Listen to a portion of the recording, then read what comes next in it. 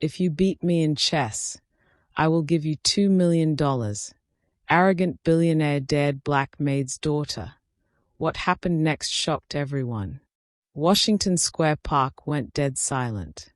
A circle of 300 tourists, street hustlers, and TikTok influencers froze, their smartphones held aloft like digital torches, all aimed at the weathered concrete table in the center of the chess pit.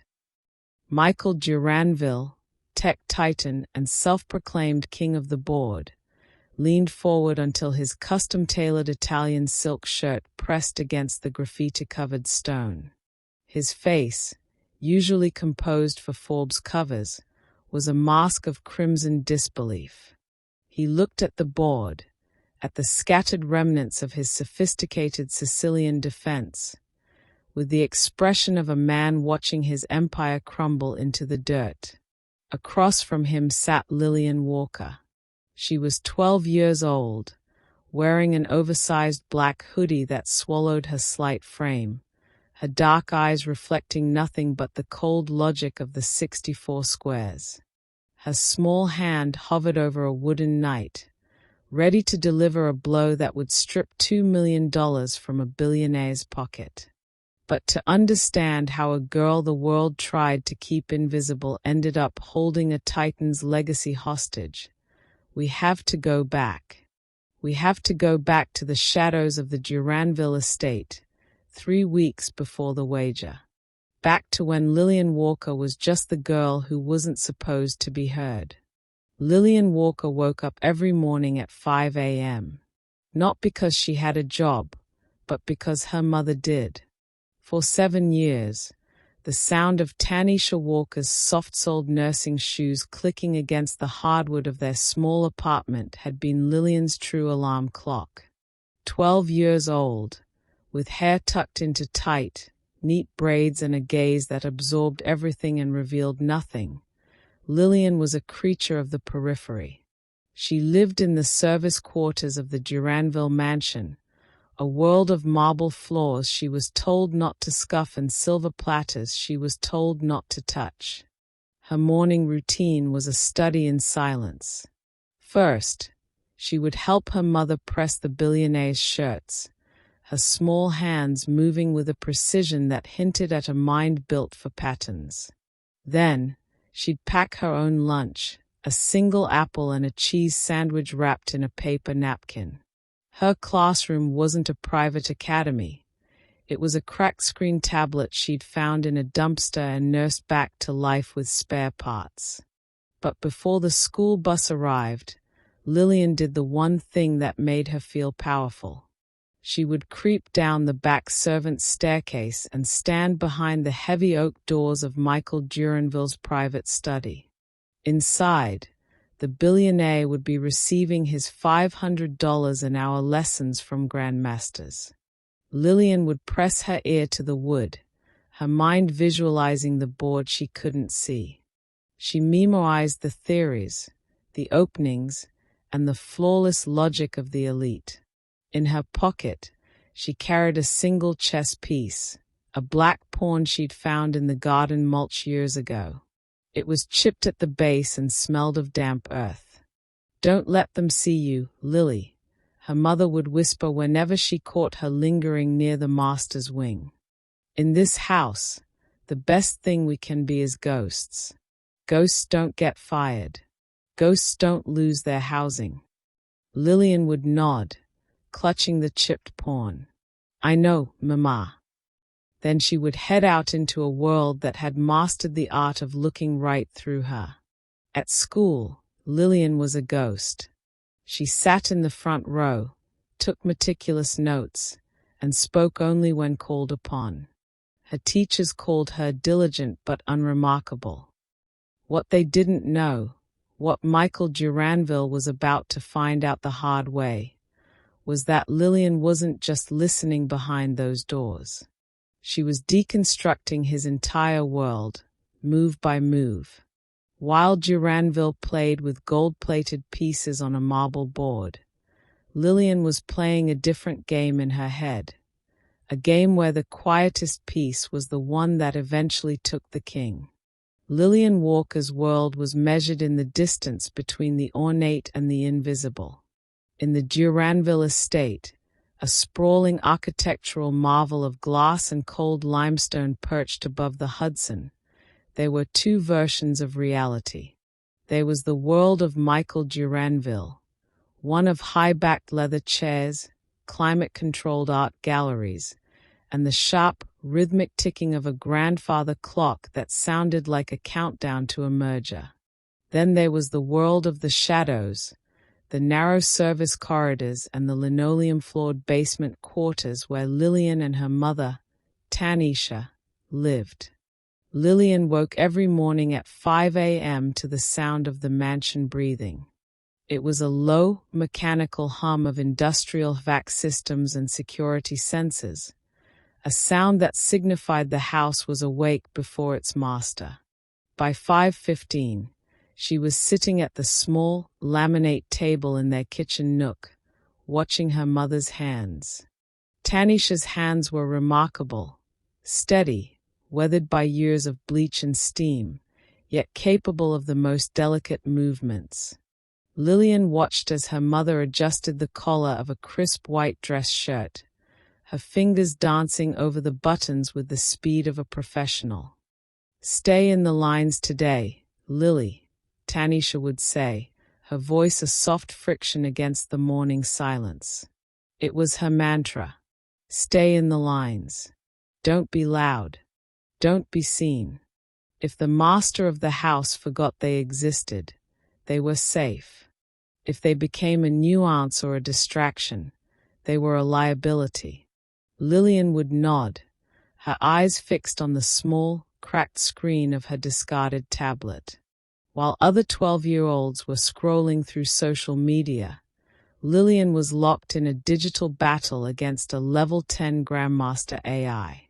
She didn't have a real board. Those were for people who didn't have to worry about where to store things.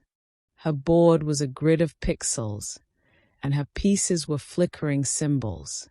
She played with a vicious efficiency, her mind processing possibilities like a heat map, identifying the weakest point in a structure before the computer could even register its own vulnerability. By 8 a.m., the mansion's true activity began. Michael Duranville did not just live, he performed. And his favorite performance was the pursuit of intellectual dominance.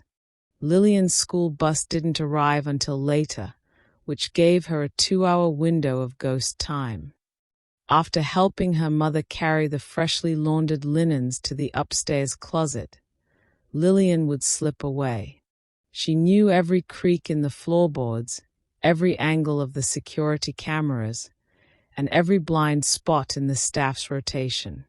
She would navigate the house like a phantom, eventually finding herself at the heavy, double-oak doors of the south study. This was Duranville's sanctuary. It was a room that smelled of old money, expensive tobacco, and ego. Inside, Duranville spent his mornings with world-class tutors, men flown in from Moscow or Reykjavik to sharpen his instincts.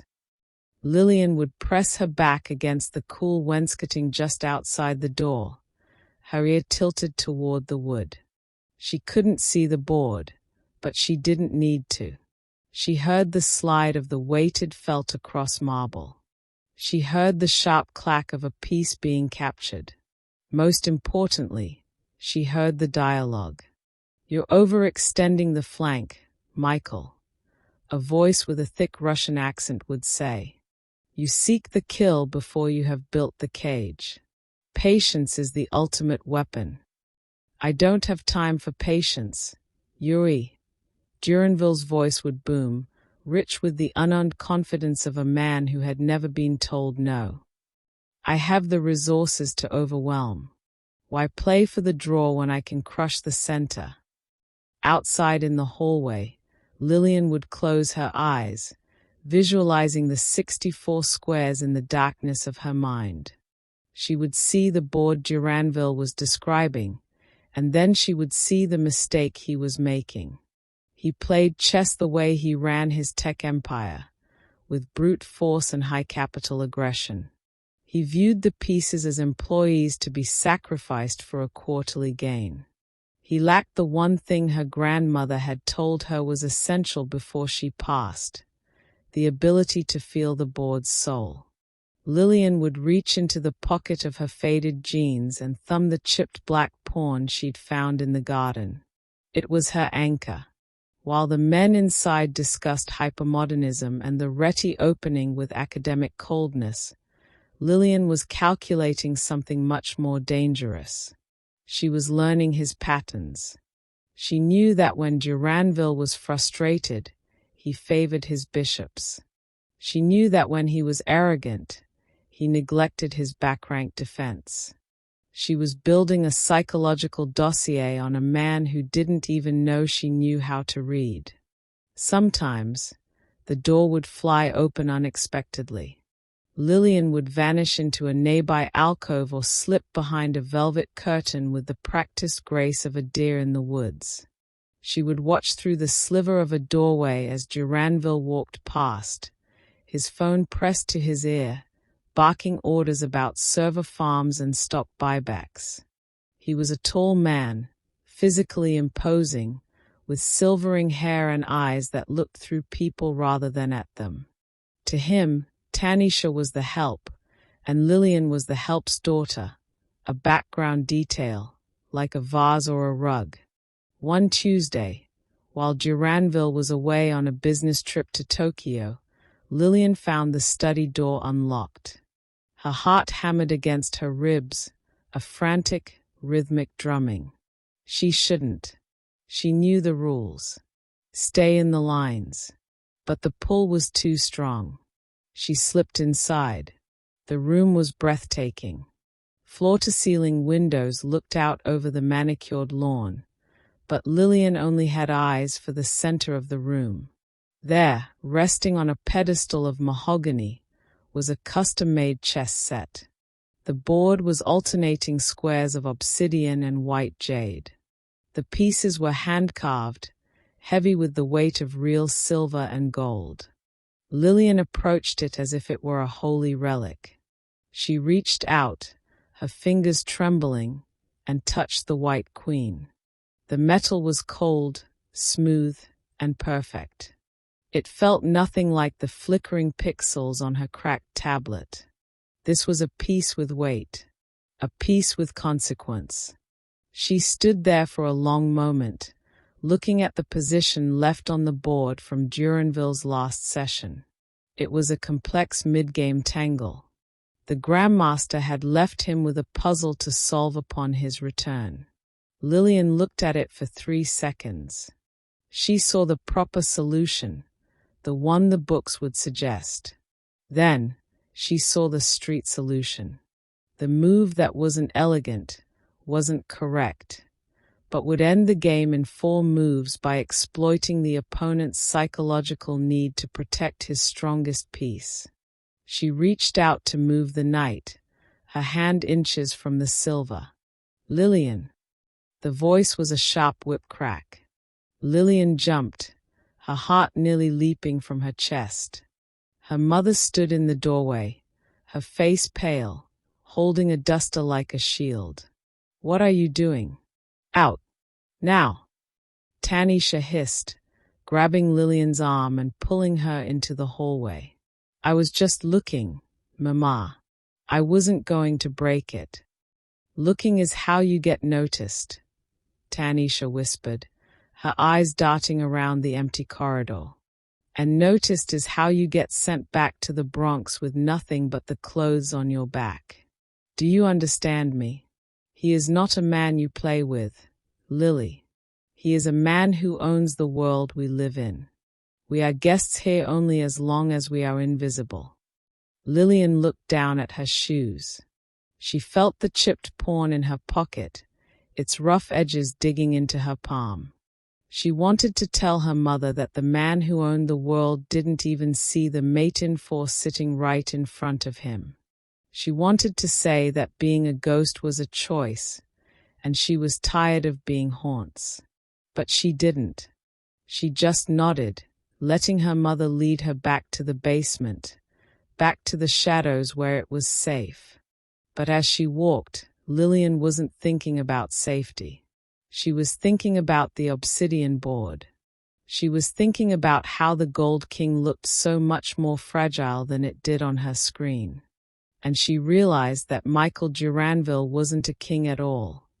He was just a man who had never played against someone who had nothing left to lose. The silence of the South study was broken only by the rhythmic, expensive ticking of a clock that seemed to mock the passing of time. For Lillian, that ticking was a heartbeat. She stood before the obsidian and white jade board, her hand still hovering inches above the silver knight. The proper move, the one Duranville's grandmaster tutors would have suggested, was a defensive retreat, a slow consolidation of power. But Lillian saw the flaw. She saw the arrogance in the White King's position. With a breath that hitched in her chest, she lowered her fingers. The silver knight felt cold, heavy, and dangerously real. She slid it forward, the base clicking against the jade with a sound like a gavel. "Check. What do you think you're doing?" The voice didn't come from the doorway. It came from the shadows of the high-backed leather-winged chair near the fireplace. Lillian froze. The silver knight was still beneath her fingertips. Michael Duranville rose from the chair, a crystal glass of amber liquid in his hand. He hadn't gone to Tokyo.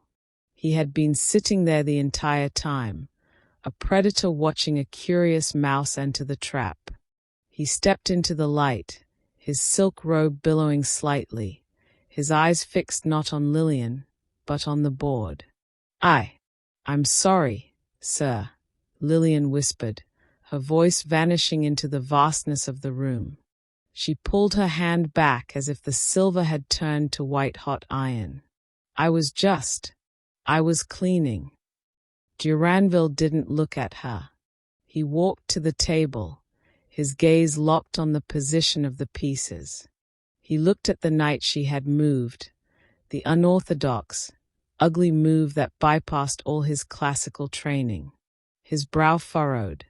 He reached out, his large, manicured hand hovering over the board as he calculated the lines.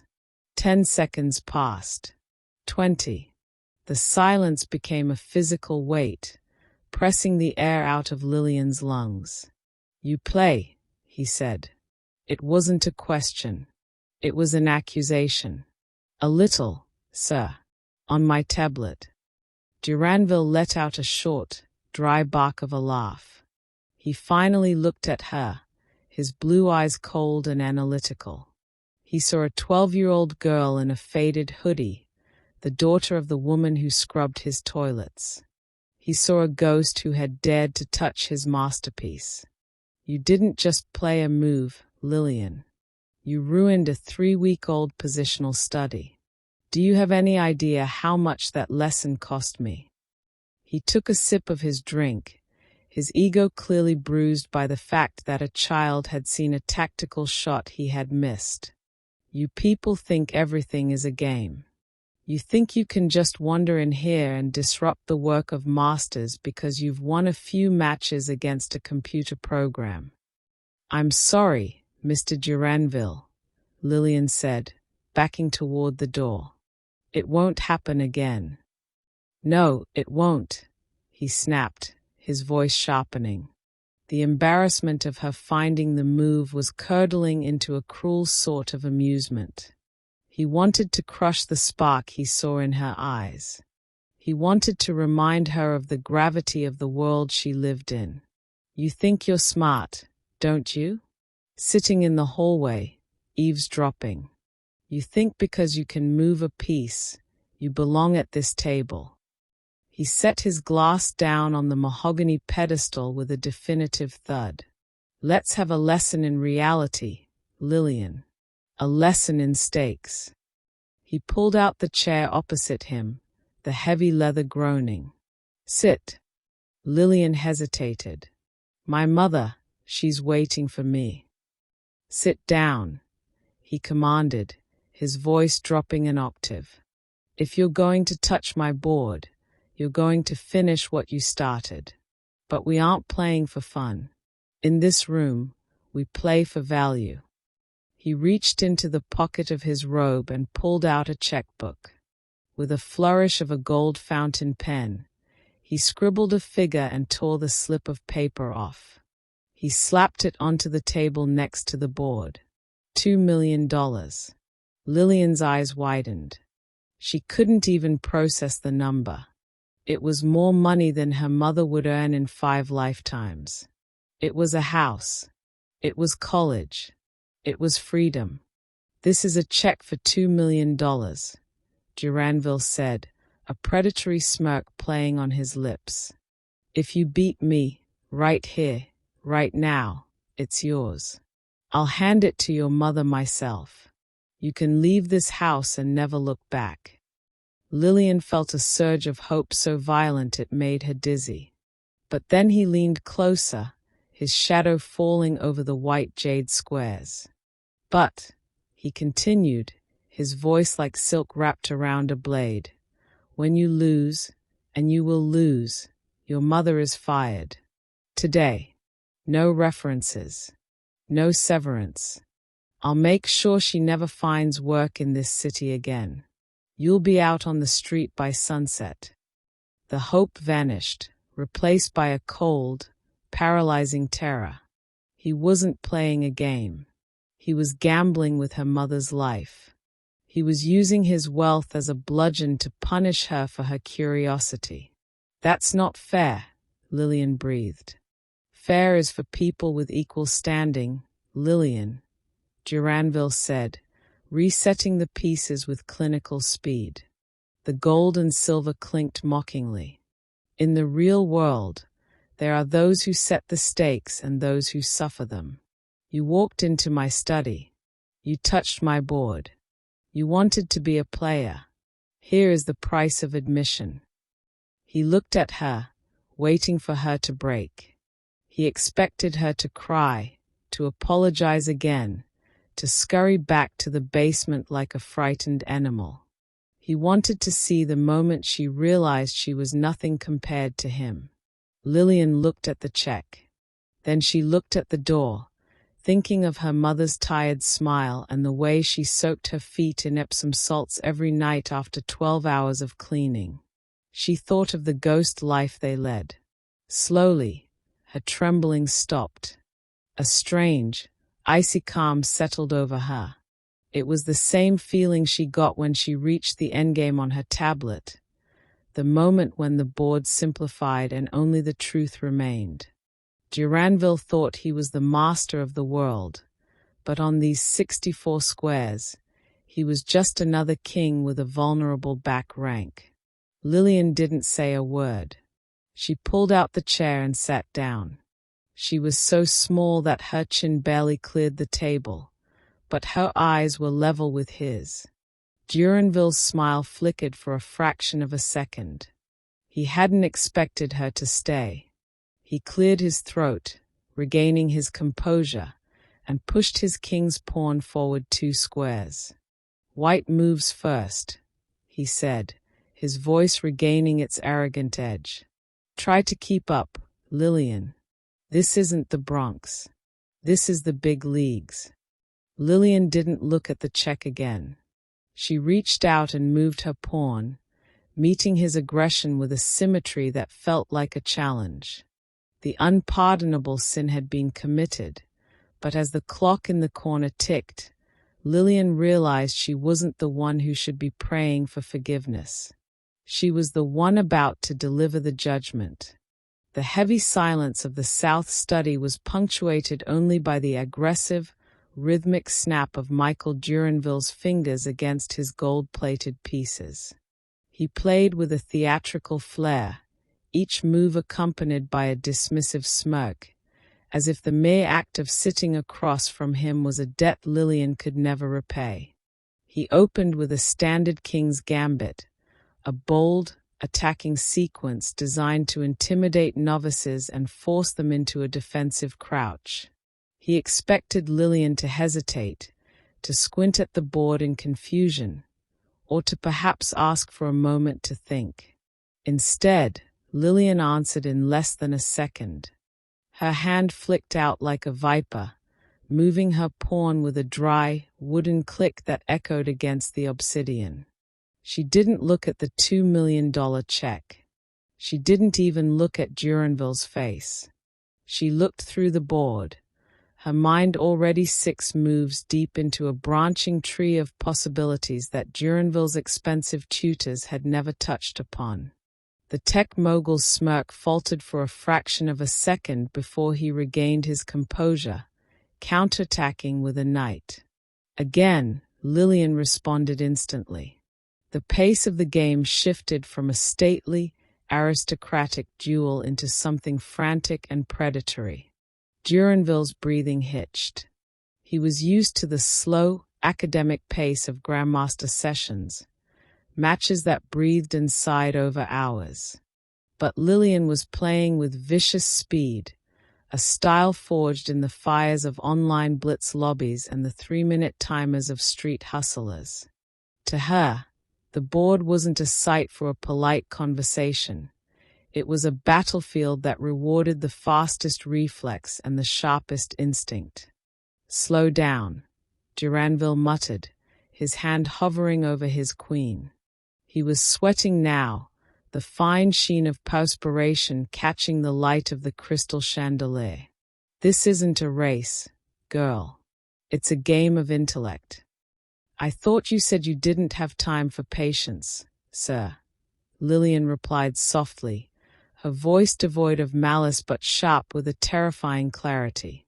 Duranville felt a prickle of genuine fear. He looked down at the jade and obsidian squares and realized, with a jolt of electricity, that his center was collapsing. He had played a book opening, a sequence he had memoized to perfection, but Lillian had veered off the script. She was playing moves that looked like mistakes, reckless pawn thrusts and an early bishop sacrifice, but as he traced the lines of force, he realized they were traps. She wasn't playing the board. She was playing him. She was baiting his ego, offering him free pieces that, once taken, would leave his king shivering in a corner. He tried to slow the tempo, leaning back and taking a deliberate, shaky sip of his amber drink. He let 2 minutes tick by, trying to regain the psychological high ground. When he finally moved his rook, a move he was certain would stabilize his position, Lillian didn't even let him set his glass down. Clack! She moved her queen into the heart of his defense, a move so audacious it felt like a slap in the face. "Check," she whispered. Duranville's heart hammered against his ribs. The study, once his sanctuary of power, now felt like a cage. He looked at the $2 million check. For the first time, it didn't look like a tool of humiliation. It looked like a ransom note. He scanned the board, his vision blurring slightly. He saw a way out, a desperate kingside scramble, but it required him to sacrifice his silver queen. His ego wouldn't allow it. To lose his queen to the maid's daughter was a humiliation he couldn't stomach, even in the privacy of his own home. He doubled down, moving his bishop to block the check, convinced that her youth would eventually lead to a blunder. He expected her to crack under the weight of the stakes. He expected her to remember that her mother's life hung on the next 3 minutes. But Lillian Walker was no longer a ghost, and she was no longer afraid. In the digital world of her cracked tablet, she had lost 10,000 times. She had been crushed by engines and mocked by anonymous trolls. She had learned that a loss was just a lesson, but a win was a statement. She stood up, her small frame casting a long, jagged shadow over the white jade squares. For the first time, she looked Michael Duranville directly in the eye. There was no warmth there, only the cold, clinical light of a superior hunter. "You're playing the pieces, Mr. Duranville," she said, her voice steady and hauntingly calm. "But the pieces don't matter.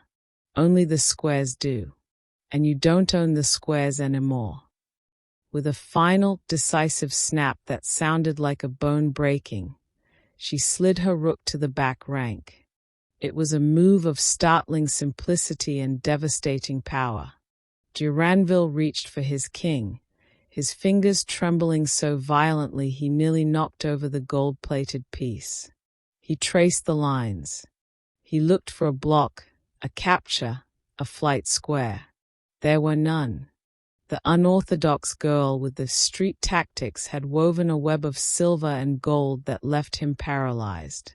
"Mate," Lillian said.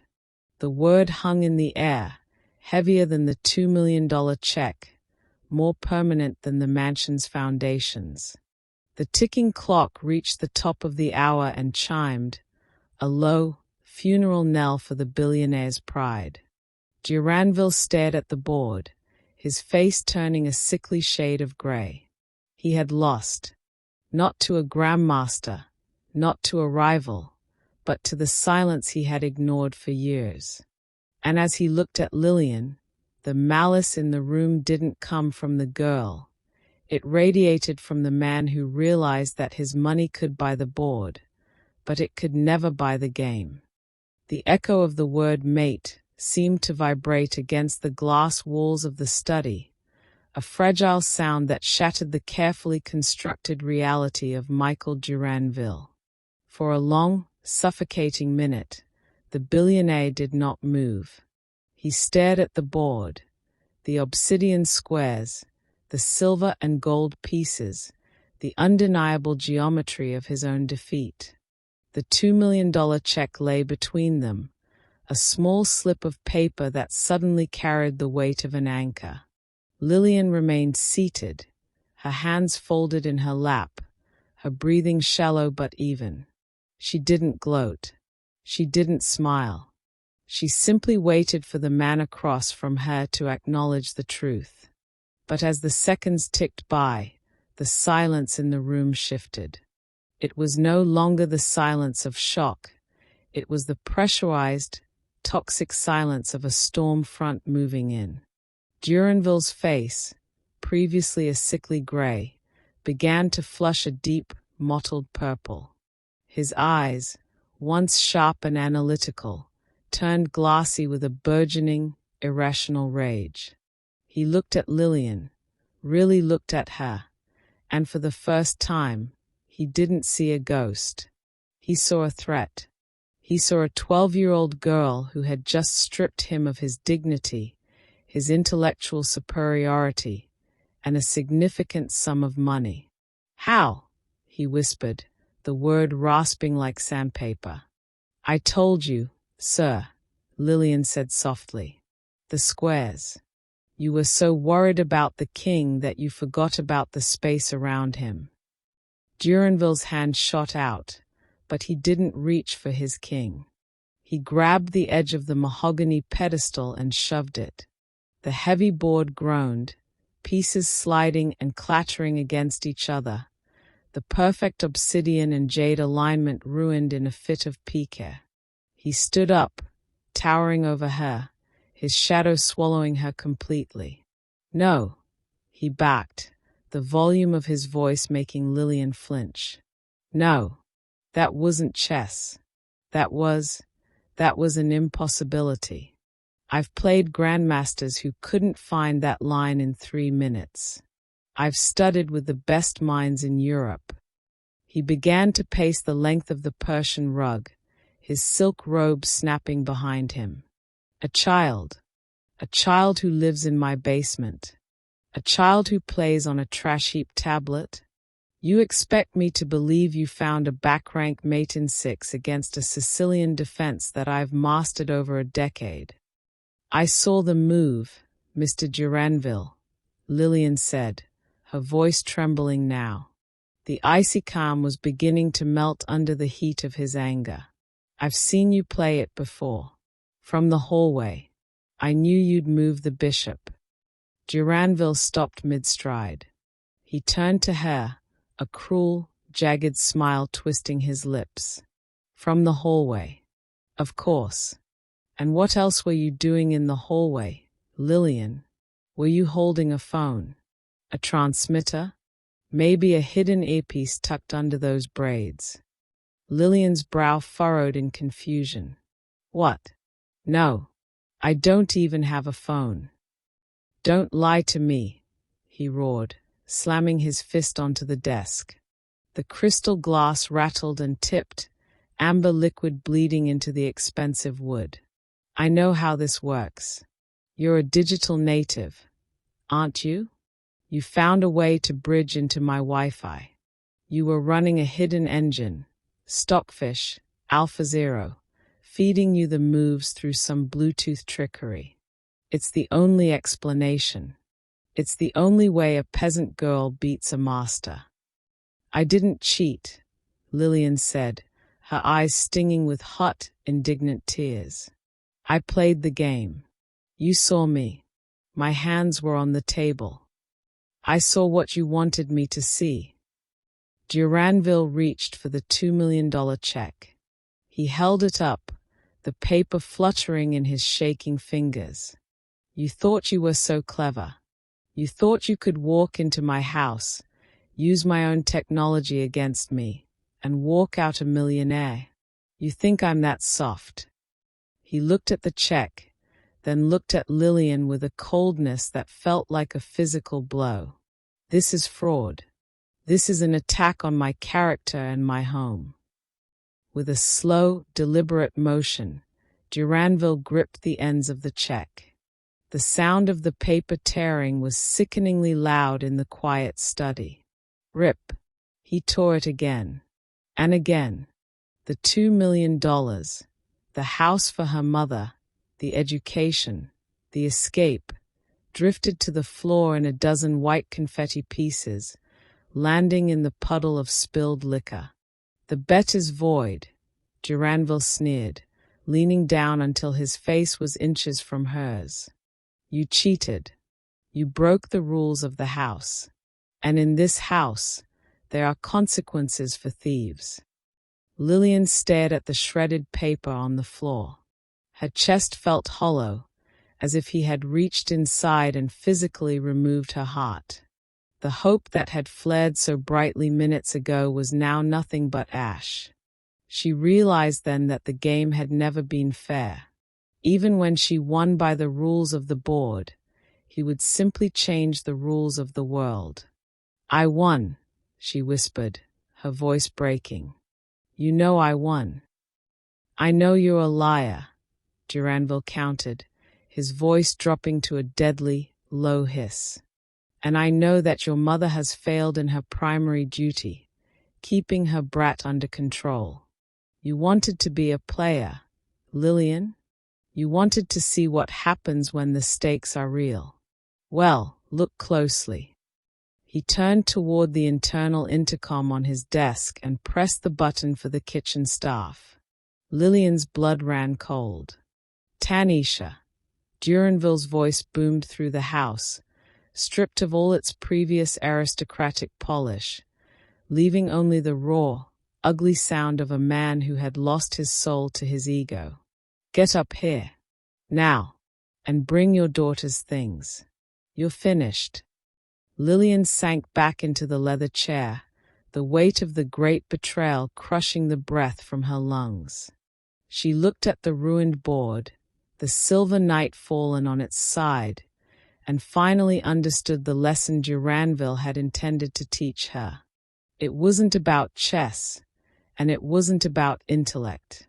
It was about the fact that in the eyes of a man like Michael Duranville, her genius wasn't a gift, it was a crime. The elevator ride down to the basement was the longest 60 seconds of Lillian's life.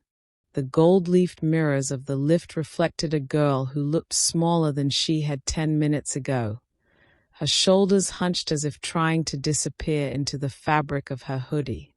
Beside her, Tanisha stood as rigid as a statue, her gaze fixed on the floor.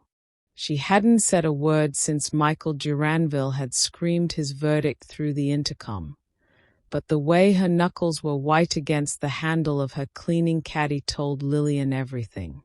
The price of truth was not paid in currency.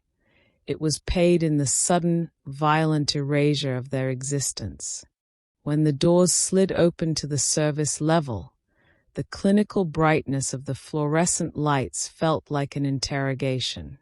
Usually, this floor smelled of lemon wax and fresh laundry, a comforting scent of stability. Now, it felt like a countdown. They moved into their small living quarters, 2 rooms tucked behind the boiler, and began to pack.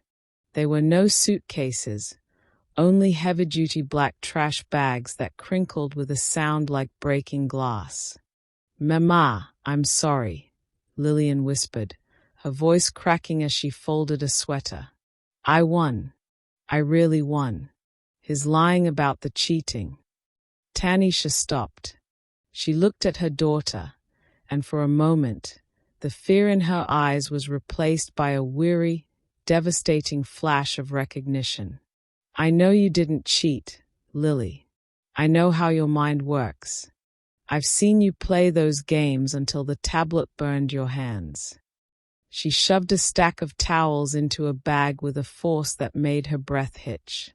"But the truth doesn't pay the rent. Not when the person holding the lease is a man like him. I told you to stay in the lines. I told you to be a ghost. But why should we have to hide?" Lillian's voice rose, fueled by the raw injustice of the shredded check upstairs. "He dared me. He put the money on the table. He's the one who broke the rules. The rules belong to the people who own the house, Lillian." Tanisha snapped, the frustration finally boiling over. "We don't have rules. We have survival." A sharp knock at the door silenced them. It wasn't the polite rap of a colleague. It was the heavy, authoritative thud of the estate's security detail. 2 men in dark suits stood in the hallway, their faces as expressionless as the stone walls. "Mr. Duranville wants the keys and the badges," the lead guard said, his voice devoid of empathy. "You have 10 minutes to vacate the property. A car will take you to the gate. From there, you're on your own." 10 minutes. Tanisha gasped. "We've lived here for 7 years. I have things in the kitchen, my papers." 10 minutes, the guard repeated, checking his watch. "And Mr. Duranville wanted me to relay a message. He's already contacted the agency. He's filed a formal report regarding the theft of intellectual property and attempted fraud. He's making sure your file is flagged across the tri-state area. No reputable domestic service will touch you." The room went cold. This was the true cruelty of the billionaire's move. He wasn't just taking their home.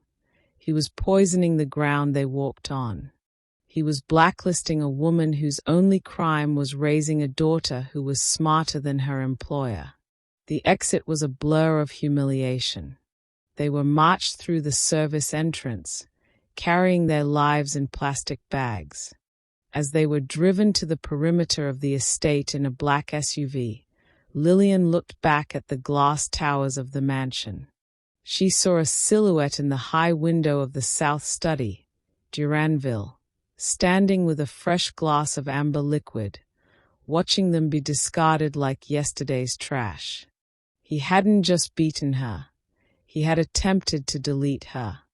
The SUV stopped at the edge of the property line, miles from the nearest subway station.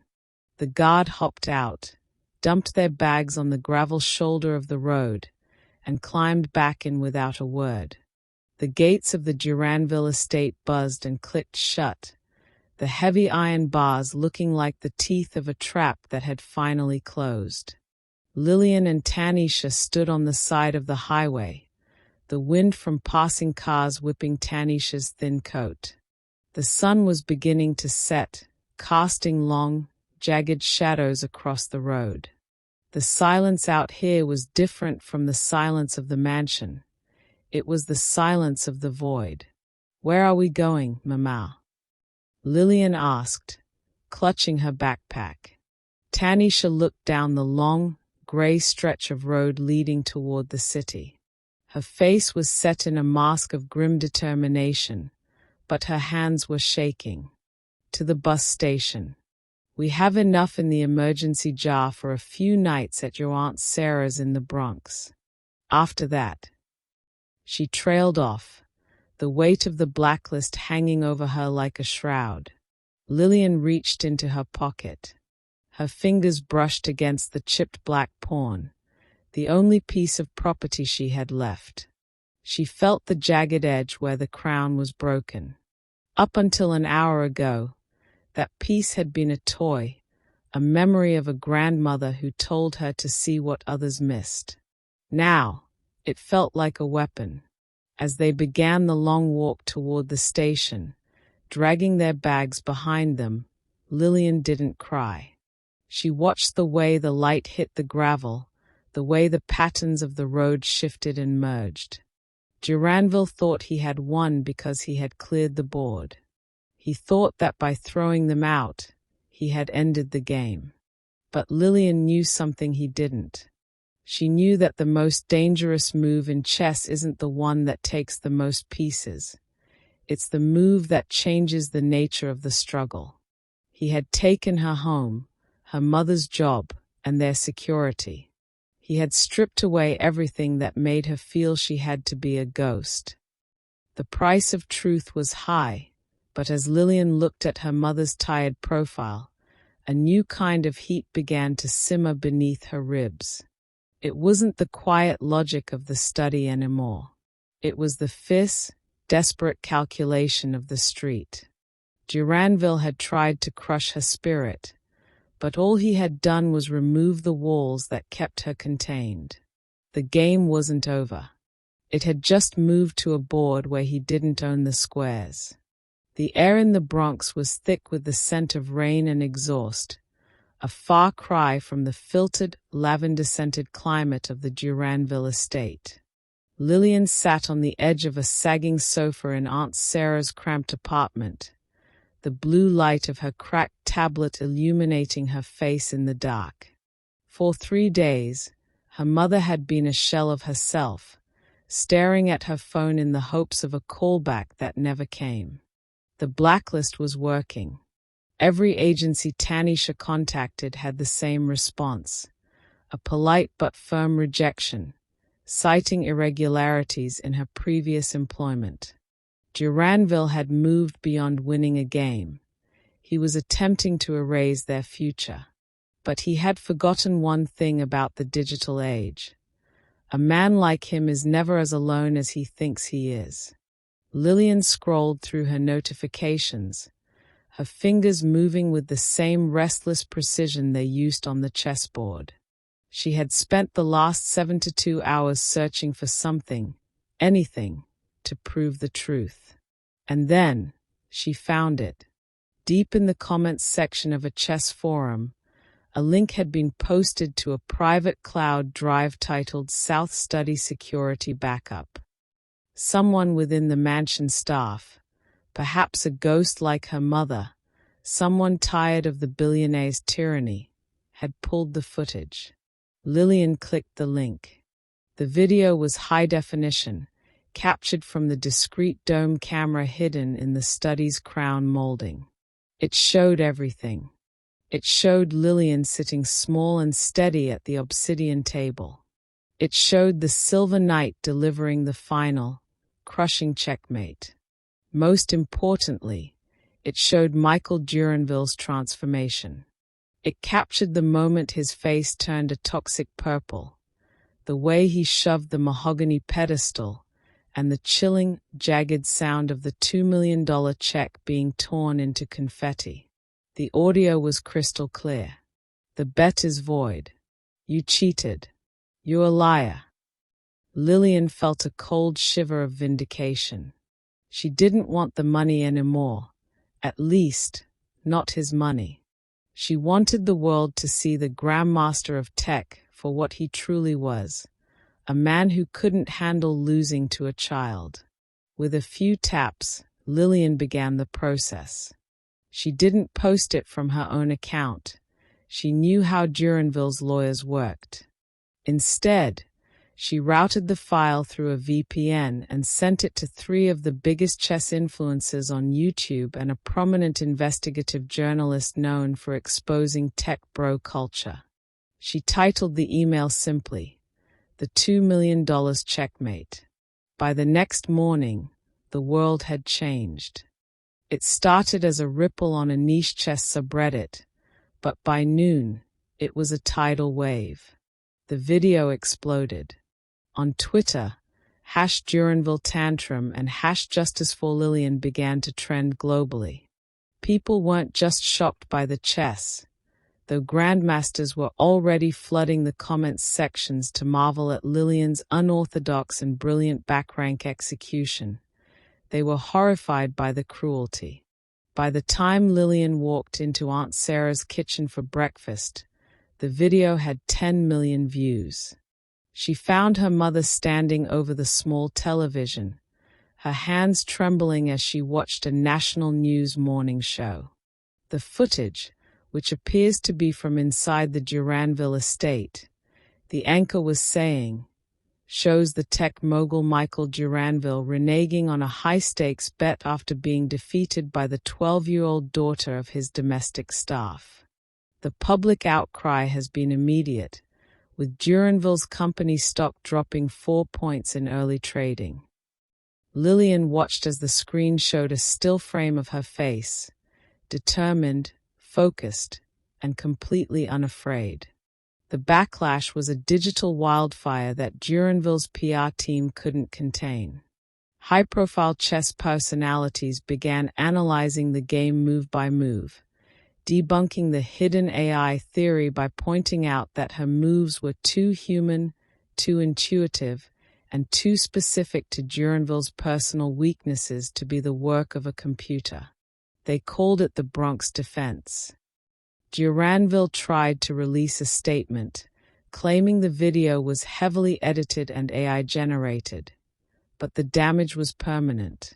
He had built his brand on the idea of intellectual superiority and meritocracy, but the video proved he was a man who only believed in merit when it wore a suit and looked like him. But for Lillian, the viral vengeance wasn't about the stock prices or the public shaming. It was about the email that popped into her inbox an hour later. It wasn't from a lawyer or a journalist. It was from a group called the Grandmasters of the Street, a network of underground chess players and scouts. "We saw the game, Lillian," it read. "You didn't cheat. You played a masterpiece. The world might be looking at his tantrum, but we're looking at your night sacrifice. Come to Washington Square Park on Saturday. There are people who want to see the girl who broke the billionaire." Lillian looked at her mother. For the first time in days, Tanisha wasn't looking at the floor. She was looking at Lillian, her eyes wide with a mixture of terror and pride. "They see you, Lily," Tanisha whispered. "The whole world sees you now." Lillian gripped her cracked tablet. The billionaire had tried to delete her, but he had accidentally given her the one thing his money couldn't buy back, an audience. The game had moved from the sterile shadows of the mansion to the bright, chaotic light of the public square.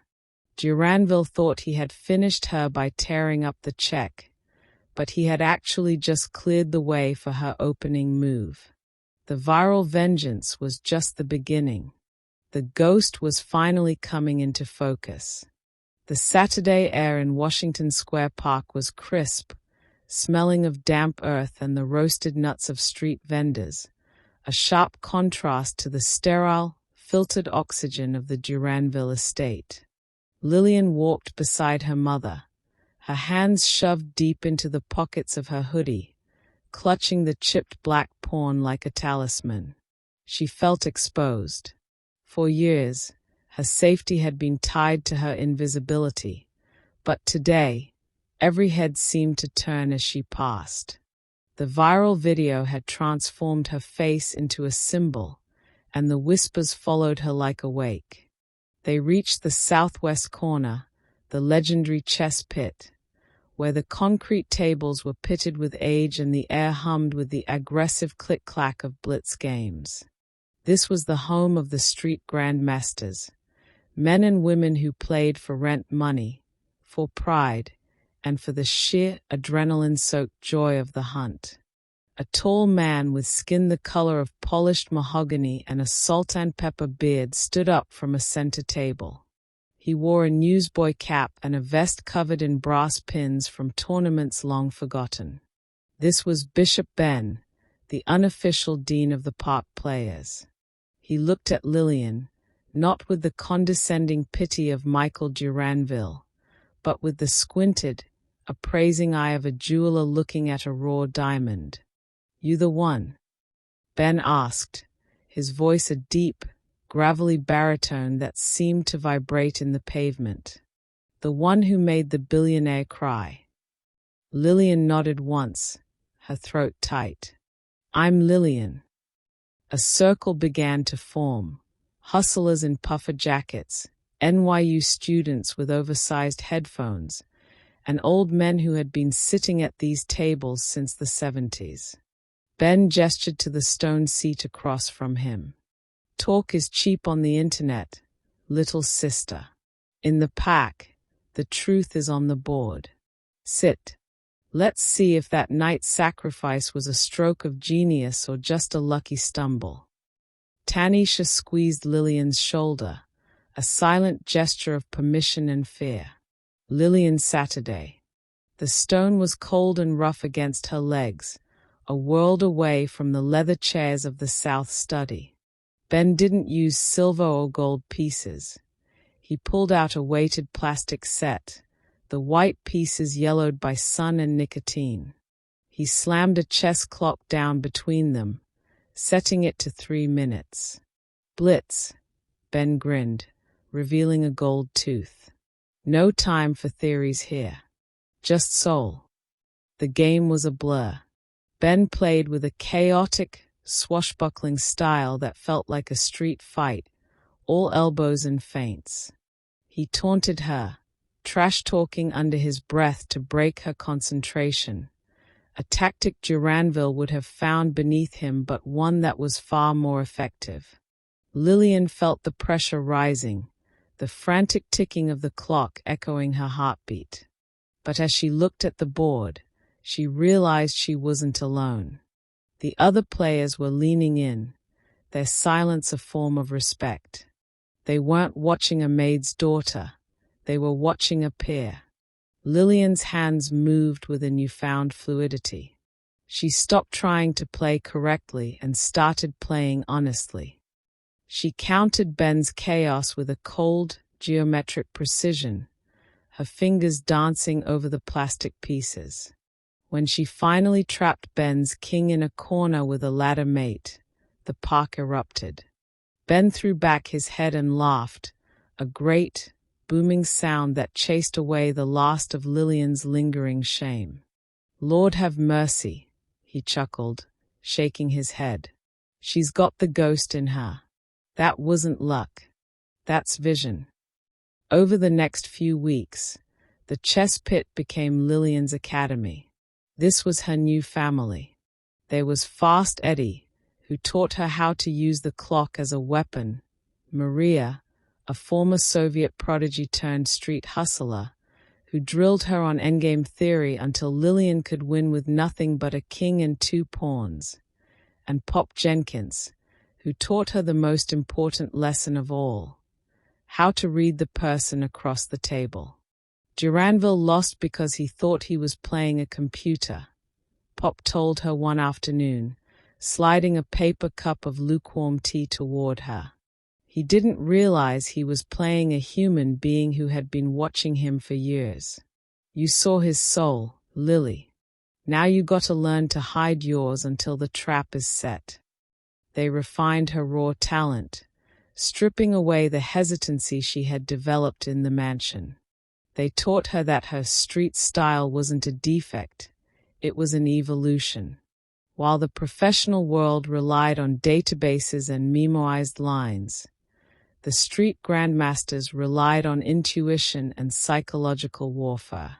They were sharpening her into a weapon that the refined world of professional chess wouldn't know how to parry. Tanisha watched from the benches, her posture slowly uncurling. She saw her daughter no longer shrinking into her hoodie, but sitting tall, commanding the table. The grandmasters of the street hadn't just given Lillian a place to play. They had given her a sense of belonging that no mansion could provide. They didn't care about her mother's job or the size of their apartment. They only cared about the strength of her mind. One evening, as the sun dipped behind the arch and the park lights flickered on, Bishop Ben handed Lillian a flyer. It was for the New York Open, a prestigious professional tournament with a massive prize pool and a field of international masters. "You've outgrown the concrete, Lily," Ben said, his expression uncharacteristically serious. "The world thinks you're a viral video, a one-hit wonder. Duranville is telling everyone you're a fluke.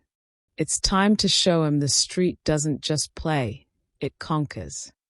Lillian looked at the flyer, then at the circle of weathered faces around her. These were the people who had picked her up when the billionaire had thrown her away. They were her coaches, her protectors, and her family. She looked at the chipped black pawn in her hand and then at the professional pieces on the table. "I'm ready," she said, her voice no longer a whisper. The ghost was gone. In her place stood a girl who had been forged in the shadows and tempered in the park. Michael Duranville had tried to break her by taking her away from his table, but he had only succeeded in bringing her to a much bigger one. The street grandmasters had done their job. They had turned a victim into a predator. And as Lillian walked out of the park that night, she wasn't thinking about the $2 million she had lost. She was thinking about the king she was about to take. The invitation arrived not in a thick cream envelope, but as a digital firestorm that Michael Duranville could no longer ignore. The New York Grand Open, one of the most prestigious dates on the professional chess calendar, had done something unprecedented. Seizing on the global fascination with the maid's daughter and the billionaire's blunder, the tournament committee had issued a dual wildcard invitation. It was a masterstroke of marketing, but for Duranville, it was a public summons to a trial he thought he had already suppressed. Inside his glass-walled office, Duranville stared at the registration list. His name was there, etched in the challenger's tier, but right beneath it, in a font that seemed to scream off the screen, was Lillian Walker, unrated. To decline would be a confession of cowardice. To accept was to risk everything he had built his identity upon. The board of directors at his tech firm had already hinted that his personal distractions were affecting the stock price. He had to win.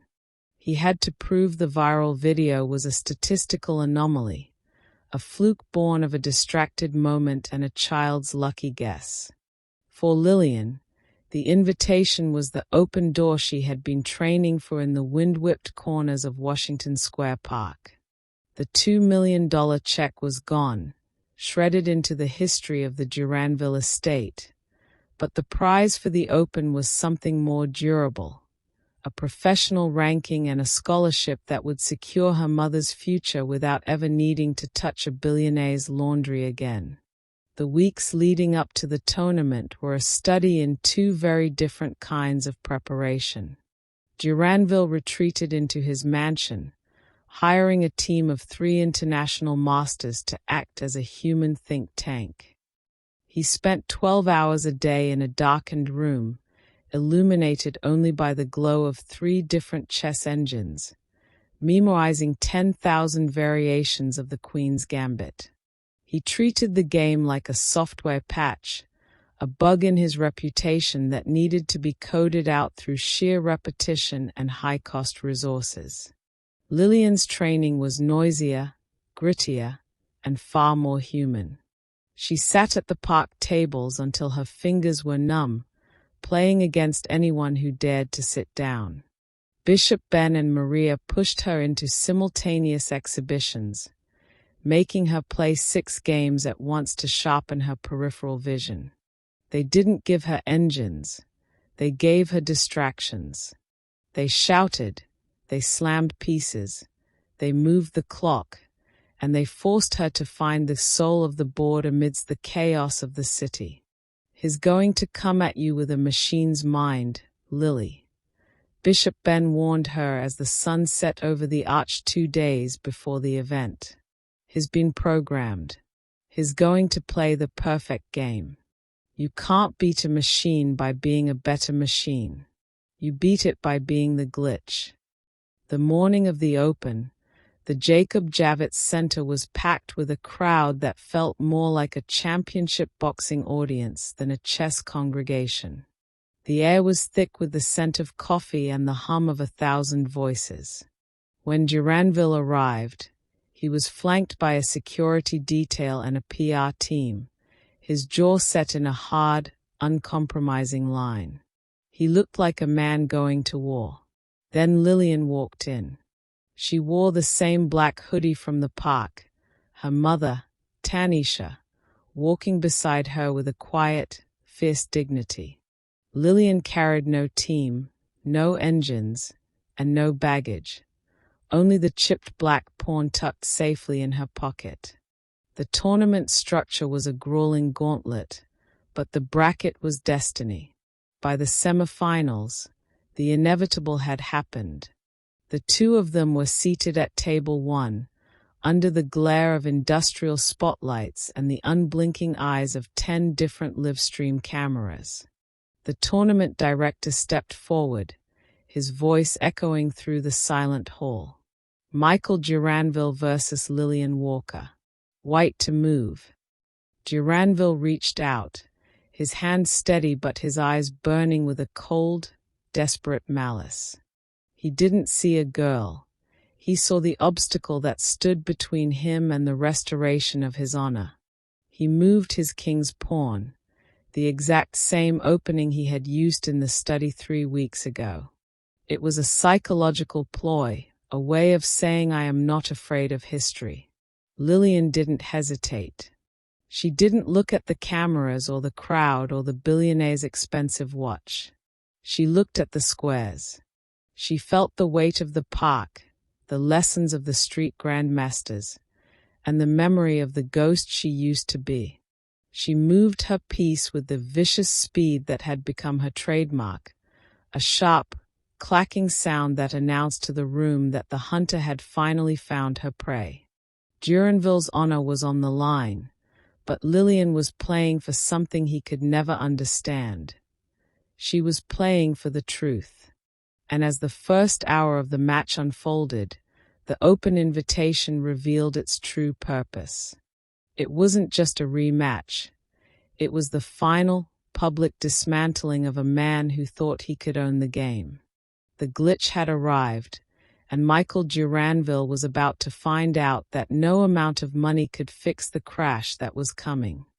The air inside the Jacob Javits Center felt heavy, charged with the collective breath of 1,000 spectators who had realized they were witnessing the end of an era. At table 1, the mid-game complications had cleared like smoke after a battle, leaving a landscape that was terrifyingly simple. Michael Duranville sat slumped, his expensive Italian suit jacket discarded on the back of his chair, his silk tie loosened. He looked less like a titan of industry and more like a man drowning in a sea of his own making. Lillian Walker remained a statue of calm. She had reached the endgame, the phase of the game where there is no room for ego, only the cold, unyielding truth of the squares. The vicious speed of the opening had transitioned into a surgical, deliberate pace.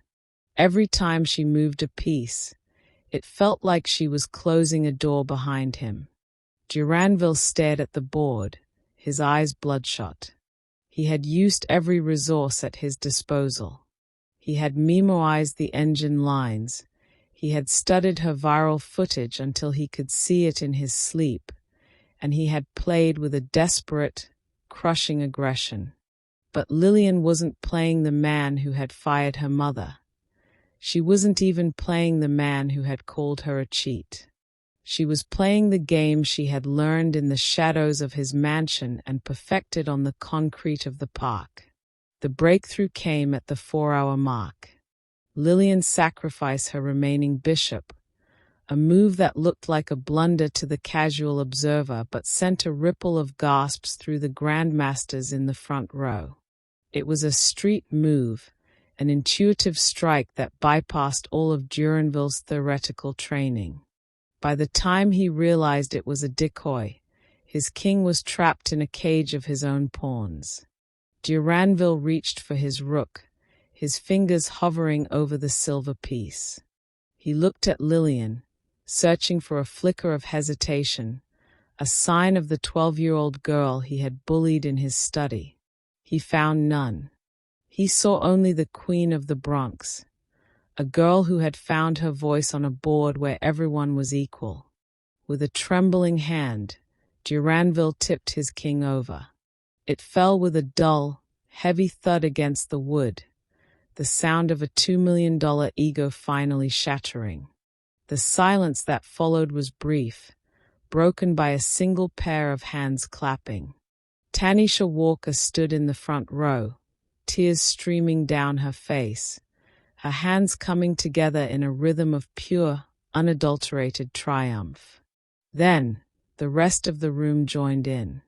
It wasn't just applause, it was a roar.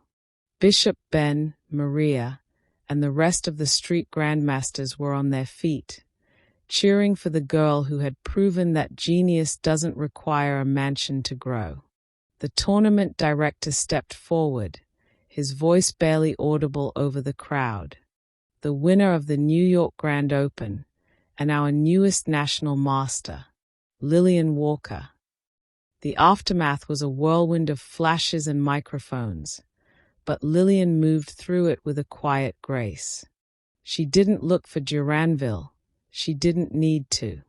He was already being ushered out the back exit by his PR team, his reputation in ruins and his company's board of directors already drafting his resignation. He had become a footnote in the story he thought he owned. 1 week later, Lillian and Tanisha stood in front of a small, sun-drenched brick house in a quiet neighborhood. It wasn't a mansion, and it didn't have marble floors or gold-leafed mirrors. But it had a garden, a sturdy roof, and most importantly, the deed was in Tanisha's name. The prize money from the Open, combined with a massive sponsorship deal from a global chess platform that wanted to democratize the game, had bought more than just property. It had bought her mother's freedom. "You don't have to be a ghost anymore, Mama," Lillian said, looking at the house. Tanisha smiled, a real, radiant smile that reached her eyes for the first time in years. "I think I'm ready to be seen, Lily." That evening, Lillian sat on the new porch, her cracked tablet replaced by a professional-grade set given to her by the grandmasters of the street.